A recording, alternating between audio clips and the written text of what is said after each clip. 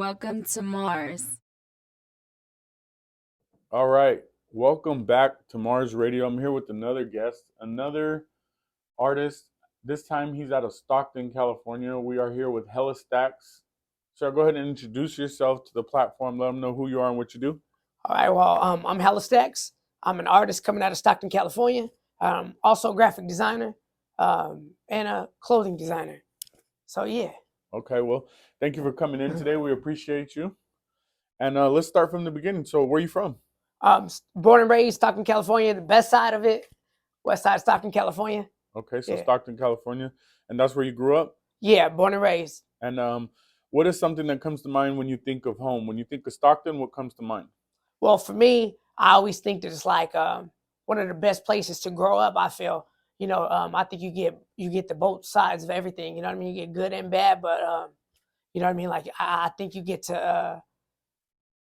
I think like what the environment they're in, like it raises champions in my eyes.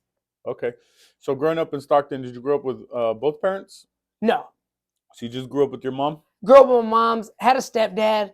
You know what I mean, but circumstances happen in life to where kind of like that father figure sense of it kind of goes away in a sense. He's always been there for me, but I would say main my mom's. So what happened to your dad? So when I was in 7th grade, I believe it was, my dad was shot and paralyzed. So, that kind of takes a toll on the man, you know what I mean? And doing like the dad duties, right? So, I mean, he became a financial provider, but when it comes to like growing up and like doing like the extra, playing basketball and stuff like that, that all ended after that. So your stepdad got shot? Yes, when my you were stepdad. What about your real dad? My real dad, man, I never met him. Okay. The crazy thing is I know who he is and I know how he looks. And it's a crazy story because I was around 18 and I remember being in the store in line right next to him. He didn't even know who I was. But you did? Oh yeah, I know who he is. And you didn't say nothing? Nah. What? Why is that? He just never been a part of my life. You know what I mean? Like I feel like you missed out. So like, you don't get to get that chance. You're not like petty or anything? Because I would have said something. Nah. And then walked off, Nah, because like here's another thing. Like I remember a few years back there was a little story about some guy with the same name as him that I read in the paper. Right. That died. And it didn't affect me. You know what I mean? So like I'm just at peace with it, you know what I mean? You genuinely just do not care. Yeah, nah. And That's what it the is. crazy thing is he knows I've heard stories he runs into like family members, you know what I mean? Like my cousins and stuff like that. And the funny thing is he always says, "Oh, I want to see that one." He always talks about me. But you didn't even know me when I was in line. That's kind of crazy. Yeah. So I just left it alone. Like I ain't got nothing against him really.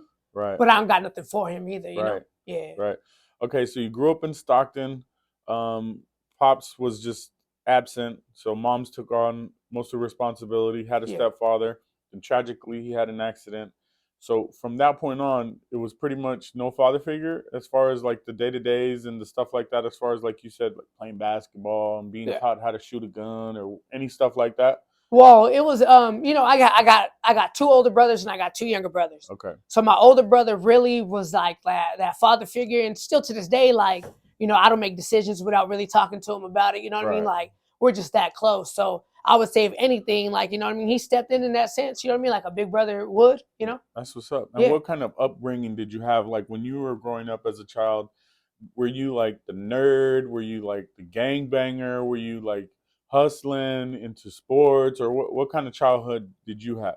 Well, my thing was like, okay, so my childhood is what I always remember is like the real thing that got me to like I wanted to be like this hip hop star in a sense is watching Biggie, right? The first music video I remember watching was Hypnotized.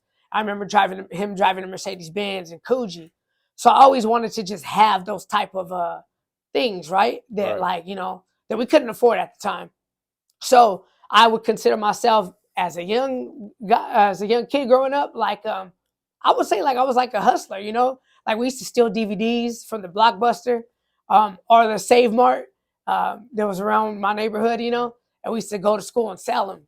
Or if like, magazines like the XXL magazines and stuff like that. Source magazines, the WWF magazines at the time, WWF, we used to go steal them. And they were like, what, like $13? So we would go to school and sell them for like 8. Right. You know what I mean? So that was my hustle. And I always wanted like jerseys and stuff like that. So I would buy one jersey, I would wear it a few times, and I would trade somebody their jerseys. You know what I mean? So like it was more of like just regular kid shit. Regular kid shit. You know what I mean? And being the bad kid in school, I wouldn't say I did anything malicious, but Right. I wasn't at school to learn ever. Right. Never. Like I never went to school to learn. So you're not really the reading type and all that stuff. No. I felt like everything is self-taught.